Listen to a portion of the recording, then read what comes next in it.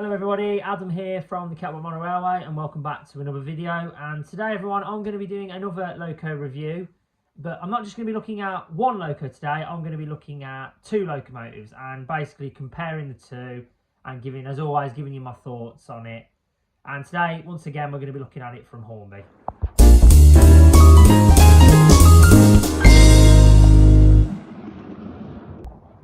Right, so as always, before we get into today's video, if you are enjoying what you're seeing, please give this video a like. That would always be appreciated. And as always, keep continuing to click that subscribe button.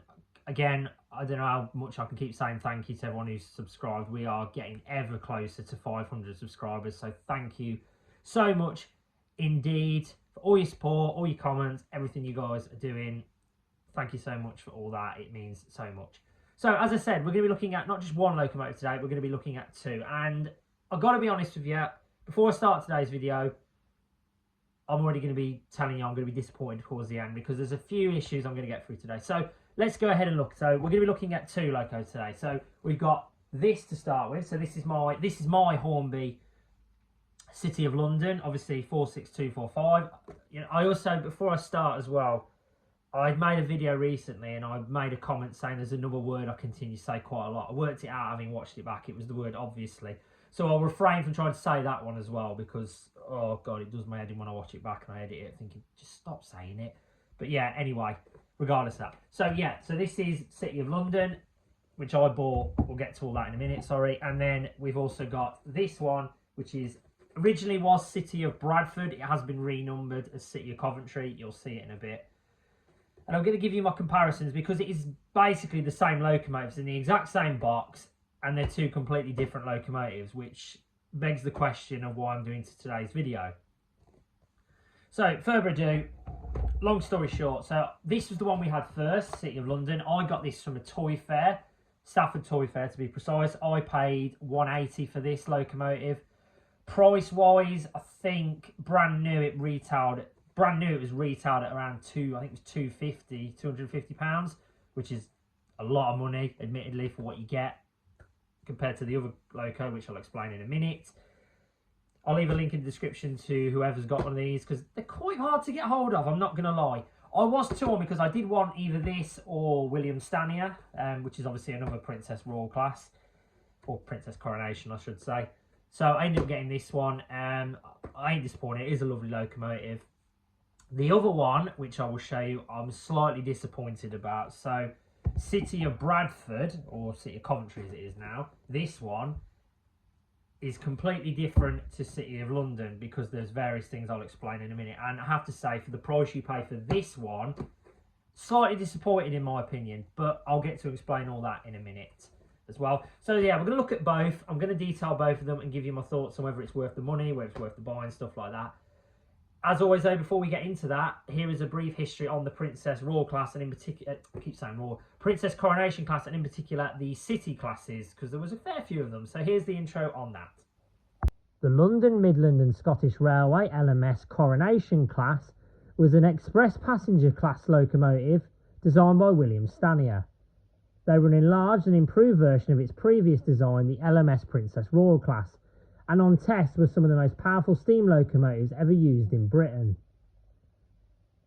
The locomotives were specifically designed for power, as it was intended to be used on the express services between London Euston and Glasgow Central. Their duties were to include the hauling of a proposed non-stop express service called the Coronation Scot.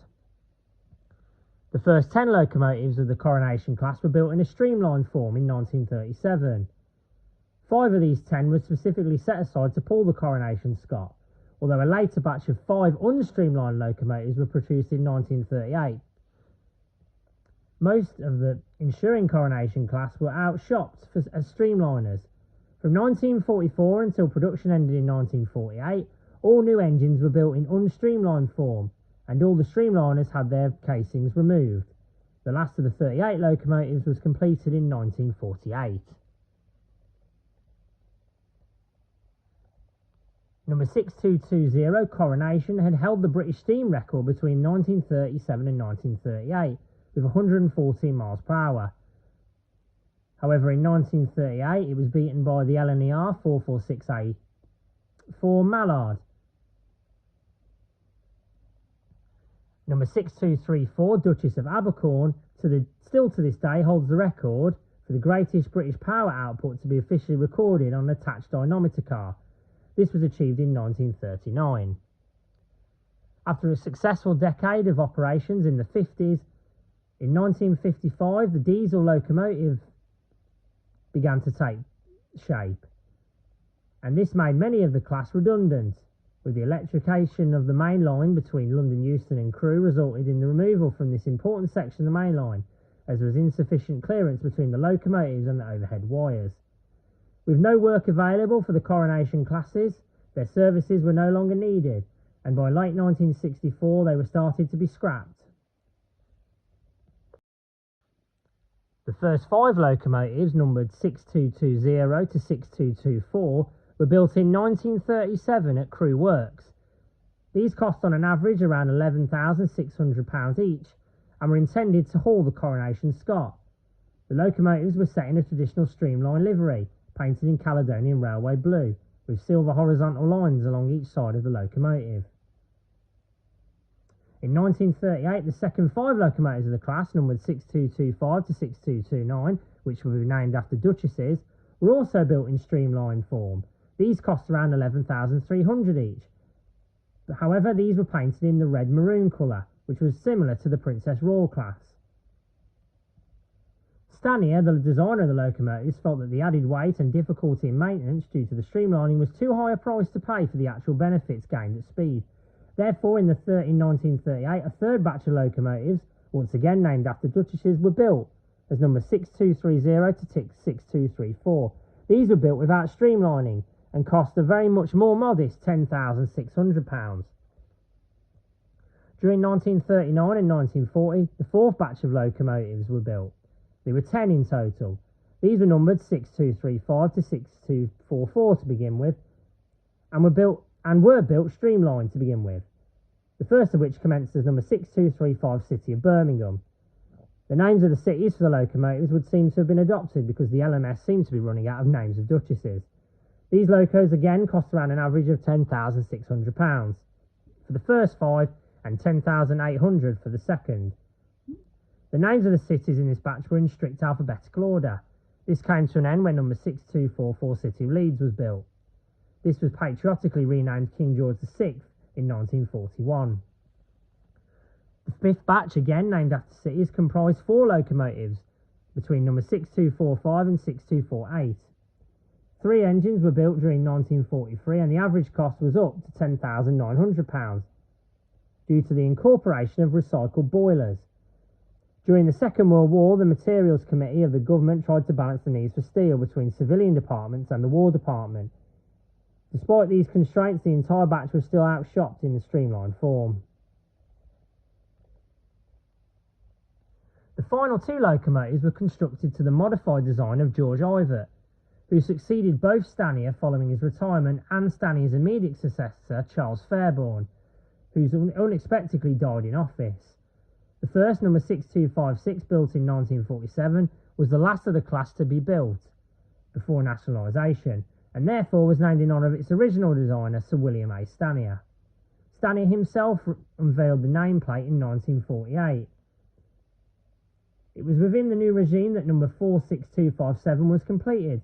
In common with other LMS locomotives after nationalisation, 40,000 had been added to the original numbers.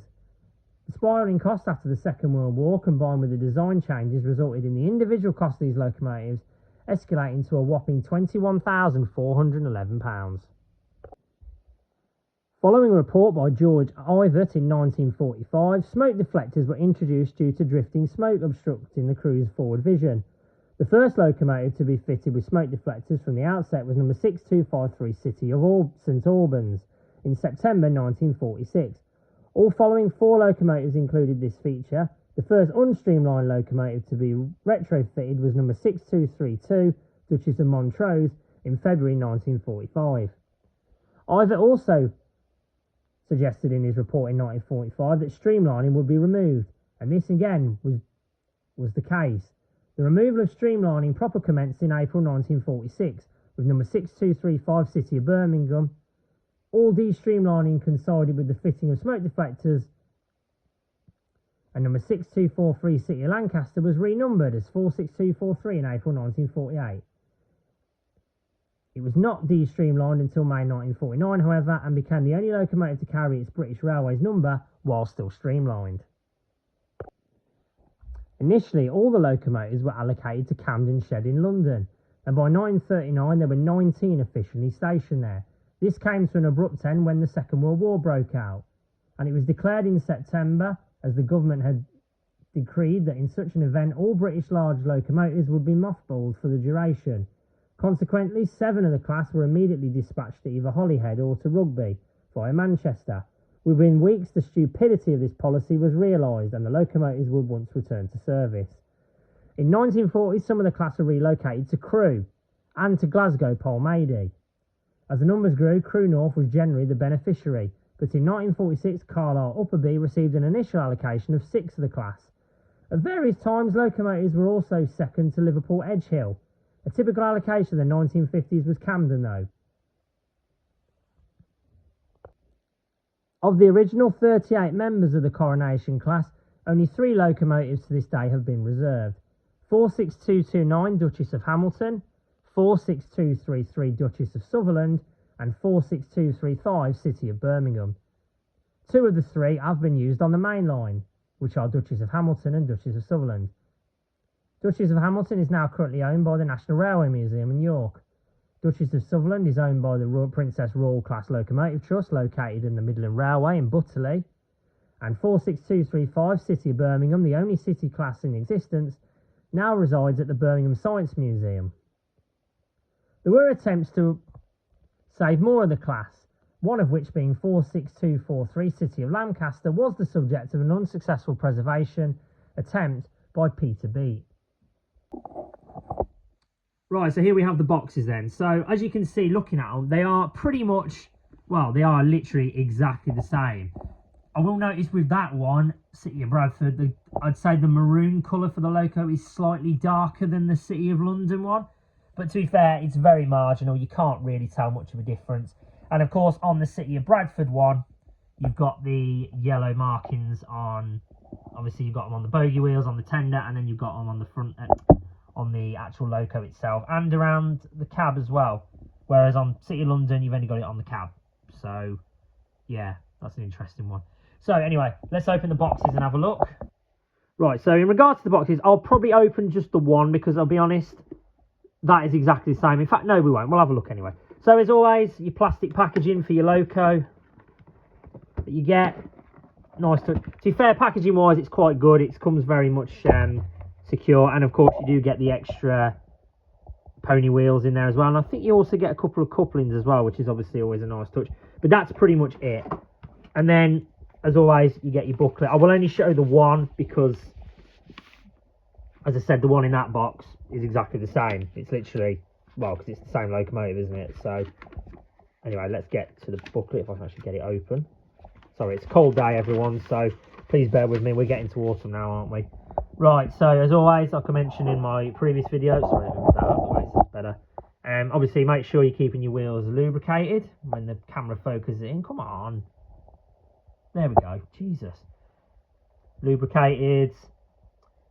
Obviously, the extra accessories that you get. Obviously, they've already been fitted to ours because I've already had it out. Assembly-wise, close coupling. Obviously, if you're going to remove the body, that's the best way to do it. Same with the tender. And then for the DCC chip, it actually goes at the front of the loco underneath the front pony truck. So, nice, easy explaining there. So, well done to Hornby for that. So, yeah, as I say, pretty self-explanatory box for that one. Put that one back in nice and comfortably. And then we'll have a look at this one as well. So, bear with me 2 secs. So yeah, like I said, same plastic packaging. And with this one, you actually don't get any accessories at all. So again, already straight away, that's a red flag for me. Disappointing. And then, obviously, this, I keep saying obviously, I told you I keep saying it too much, is actually down as Duchess class, which is interesting. Even though on the box it says Princess Coronation with the same. So why is one Duchess and one Princess Coronation? Very strange. And obviously, again, lubricated, body removal. And as always, if you want to pause the video at any point, everyone, please go ahead and do so. Not a problem at all. When it comes to DCC, I'm not exactly clued up on it, so don't expect a full DCC review because I'm not going to give you that, I'm afraid. I'm following basically what the pictures say. So it says there, DCC ready. So that one actually goes... Yeah, well, actually, that one you have to take the loco off. So again, that is slightly different to the other one, which is interesting. So that's quite a surprising one. So yeah, nevertheless, those are the boxes. Let's go ahead and look at them on the track then. Right then, folks, here we have the first of the two. So this is, of course, City of London, numbered 46245. So we're going to look at this one and compare it to its companion, and I'll give you, as I say, I'll give you my thoughts on it. So this one, good things to note with this loco. If we start with, obviously, I'll start with the front as always. So obviously at the front, you can see the number very clearly, and of course you've got the shed code as well, which for some reason the camera is not focusing in, which is a little bit frustrating. There we go, just about. I think that's say 1B, I believe so. Again, someone in the comments, please let me know where that is. I can't remember off the top of my head. Buffer wise, they're sprung, which is excellent. Lamps obviously don't come, they're pre-fitted. You've got the LMS, built LMS on the side. If I just tilt it slightly, you can see it there. The camera's not focusing very well today, is it? Oh, it's really not focusing. Sorry, everyone. I'll have to try and do that again in a minute. The nameplate is etched, so that is something positive. And then the actual running plate down the side is very levelled as well, which is good.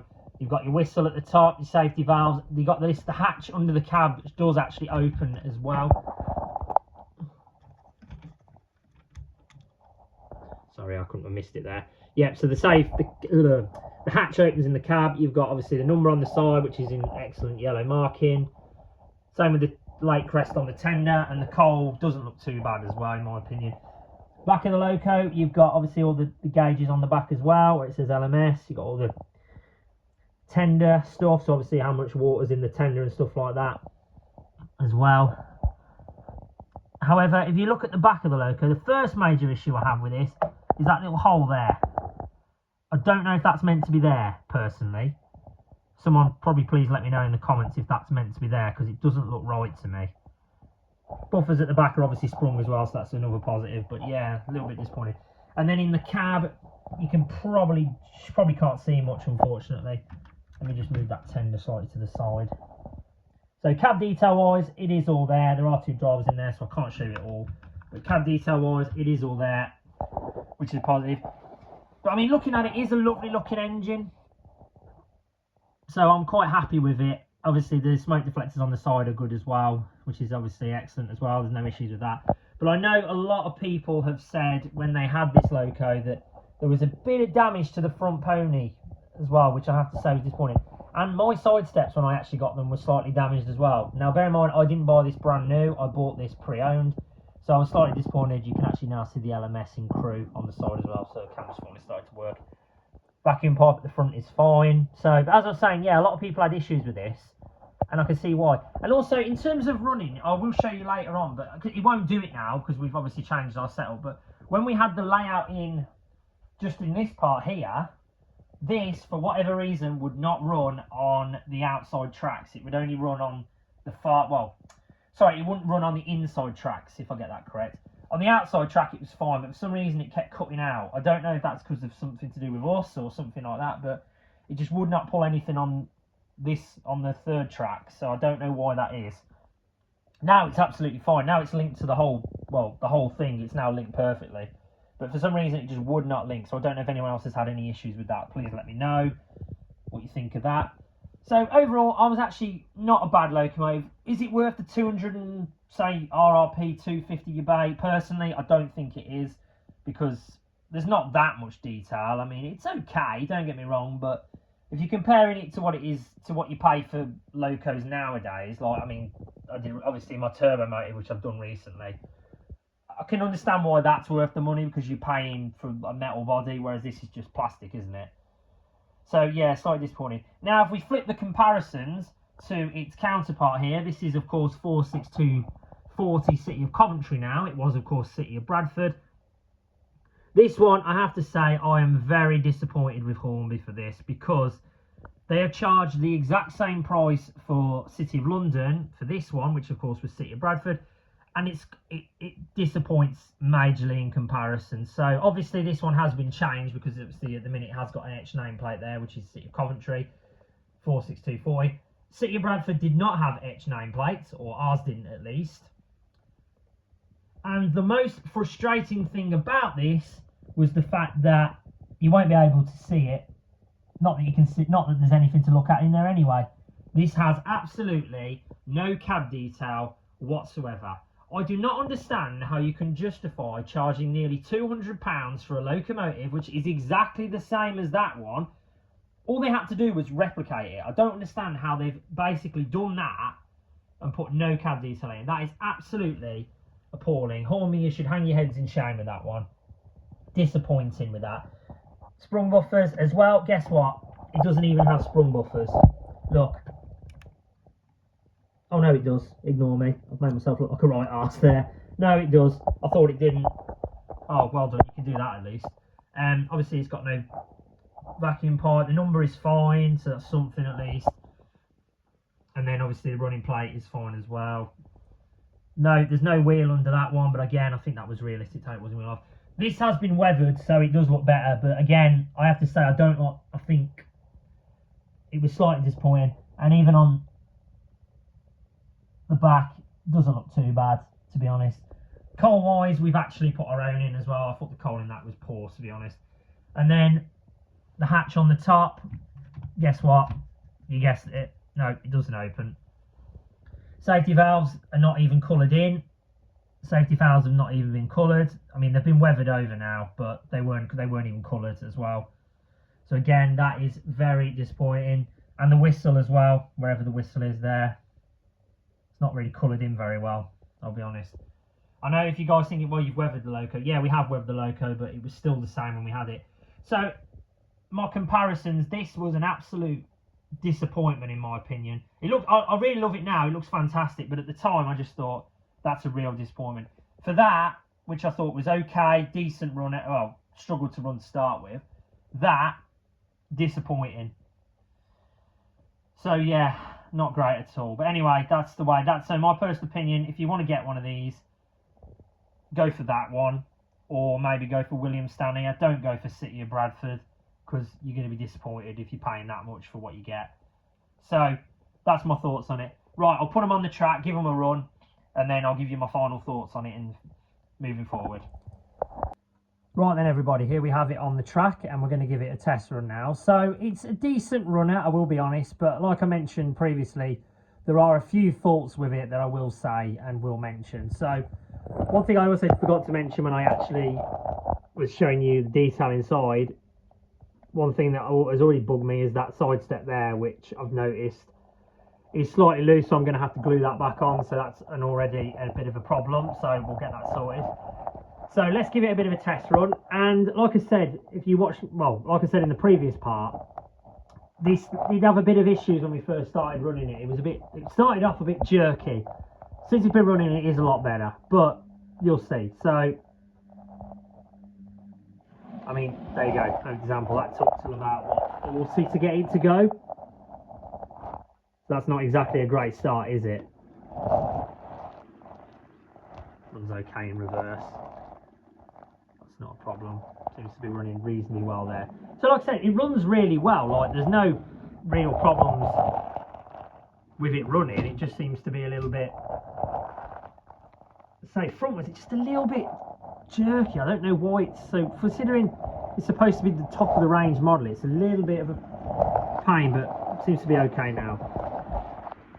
I'll let that run off and I'll let its counterpart run on the other side. But also, you'll probably notice we've changed the tracks around now in terms of direction. They were both running that way, we've now got one running that way as well. I'm probably going to end up doing another layout update video in a few weeks, so I'll probably talk about it then, so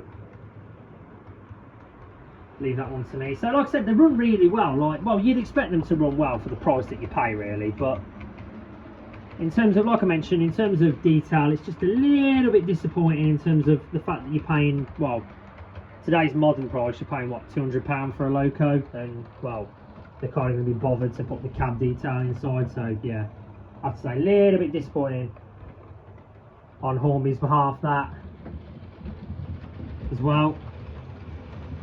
So yeah, well, I say once they get up to speed, they're quite well. So in terms of running, I wouldn't say there's any real issues with it, to be honest. It's just, if you are going to get one of these, please remember to just check everything detail wise. And as I say, like I said in the previous well, the previous part when I was reviewing the Loco, please don't go for City of Bradford one. If you want a Loco that's got proper detail, don't go for that one. Either go for City of London or, as I say, Williams-Stanier, because you'll end up paying, well, the same price for basically a Loco that's not anywhere near as detailed, unfortunately. So yeah, that's a little bit of disappointment. But yeah, overall, they are good looking Locos, and as I have to say, in terms of LMS region, they are some of the best LMS Locos out there. I think they are the most powerful one as well, or one of the most powerful ones that run. So like I said, if you want one, as always, if you want one, I will leave a link in the description as well. So go ahead and knock yourselves out. Right, as always, I'll leave the video there then. Only a shorter one today, but as always, if you've enjoyed what you've seen, please as always, give this video a like. That will obviously, as always, be much appreciated. And please, as always, keep remembering to click that subscribe button as well. Obviously, as always, I can't thank everyone enough who has subscribed already to our channel. We've gone past 500 now, so that is absolutely unbelievable. So shout out to you guys, because you're the ones who are making this a reality. So thank you so much indeed. So I'll leave it there then. Take care. I'll see you in the next video. And as always, have a good day. See you later.